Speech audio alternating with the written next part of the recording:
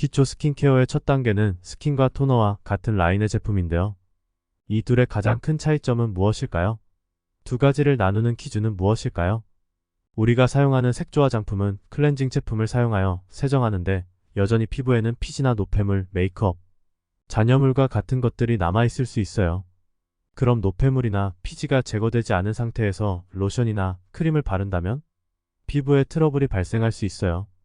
그래서 이때 필요한 것이 스킨과 토너예요. 토너는 끈적임이 없는 거의 물 같은 액상형이에요. 그래서 우리가 흔히 토너를 닦는 용도라고 해서 탁토라고 표현하기도 하죠. 그렇기 때문에 보습의 역할보다는 클렌징의 기능에 가깝다고 표현할 수 있어요. 토너는 스킨보다 알코올 함량이 더 높아서 피부결을 정리한다고 생각하면 돼요.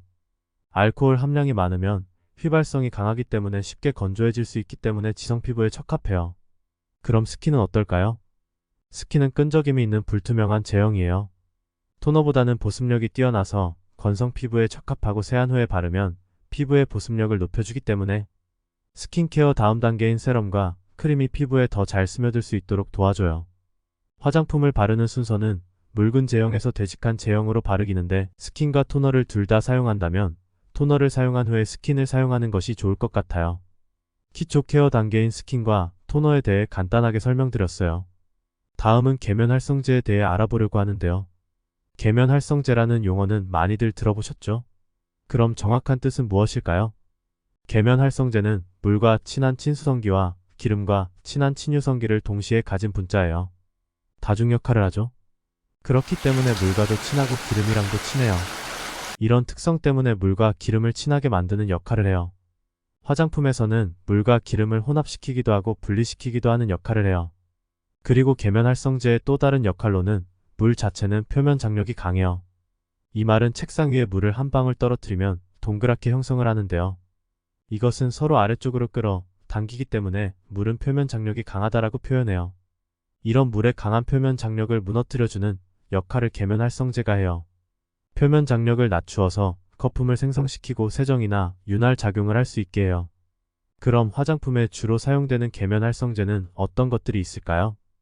먼저 석유에서 추출돼서 사용되고 있는 합성 계면활성제가 있어요. 값이 저렴하고 강한 세정력, 뛰어난 발림성과 부드러움을 주기 때문에 우리들의 일상생활 속 많은 종류의 생활용품에 사용되고 있는데요. 대표적으로 소듐 라우릴 설페이트 SLS, 소듐 라우레스 설페이트 SLES, 암모늄 우릴 설페이트 ALS, 암모늄 우레스 설페이트 ALES와 같은 설페이트와 같이 끝나는 성분들과 프로필렌글리콜 PG, 트리메탄오라민 TA, 벤젠설폰산 나트륨 ABS 등과 같은 종류가 있어요. 이런 계면활성제는 샴푸, 바디워시, 얼굴 세정제, 크림, 로션 등과 같은 화장품 종류에 따라서 다르게 사용돼요. 이런 합성 계면활성제는 단백질을 변성시키고 노화 촉진, 알레르기 자극성 피부염 유발, 신장과 간, 폐 등과 같은 주요 장기의 축적, 발암물질 유발, 피부 보호막 손상 등의 부작용을 나타내요. 미국에서는 설페이트 계열의 합성 계면활성제는 심장과 간, 폐, 뇌에 잠재적으로 독성이 큰 것으로 보고했어요. 그럼 우리 일상생활 속 생활용품에서 계면활성제를 절대 사용할 수 없을까요? 아닙니다.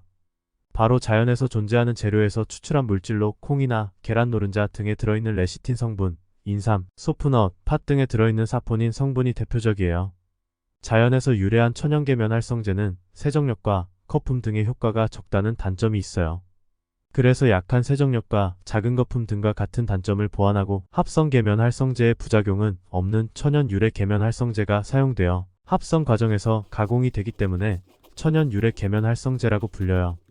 대표적인 천연 유래 계면활성제로는 소듐 코코일에플 아미노산에플러시, 데시글루코사이드 코나코파 등이 있어요. 합성 계면활성제는 우리의 생활과 건강, 환경 생태계까지 위협하는데 천연 계면활성제를 사용했을 때 발림성과 흡수력이 약해 좋지 않게 느낄 수 있지만 쾌적한 생활, 건강, 더 나아가 환경 생태계를 지속할 수 있는 첫 걸음이 되지 않을까 싶어요.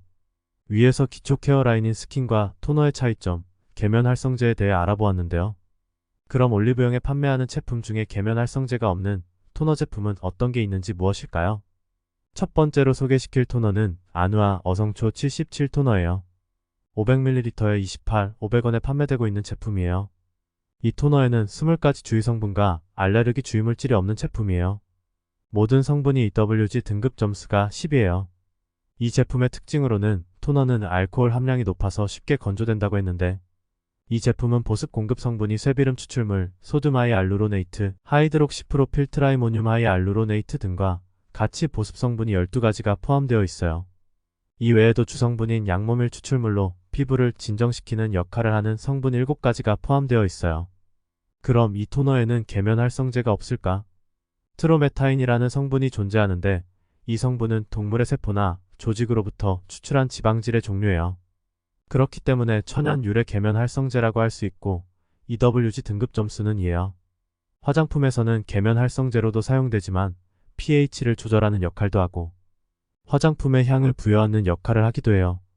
이 제품을 사용하고 나서 붉고 여드름 부위가 진정되었거나 피지 분비가 줄었다는 이야기가 많았어요. 두 번째 제품은 더렛바이블랑두 저분자 히알루론산 토너예요.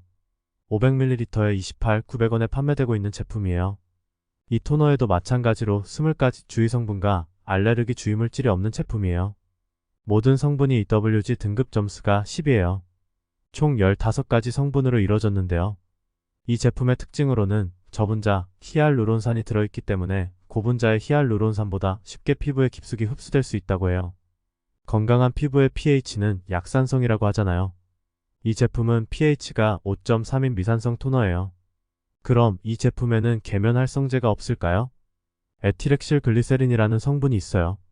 이 성분은 화장품 조제에서 방부제로 쓰이는 성분인데, 물과 친한 친수성기와 기름과 친한 친유성이를 다 가지고 있는 성분이라서 계면활성제 역할을 하기도 해요. 다 가지고 있는 성분이라서 계면활성제 역할을 하기도 해요. 식품에서도 사용되고 상어나 가오리 등과 같은 동물에서도 있는 성분이라고 해요. 식약처에서 제한을 두고 사용하는 물질이 아니기 때문에 매우 안전하게 사용할 수 있고, EWG 등급 점수는 2예요. 이 제품을 사용한 후에 속보습, 겉보습, 유수분 밸런스, 피부 장력, 피지 개선율 등이 모두 좋아졌다고 해요.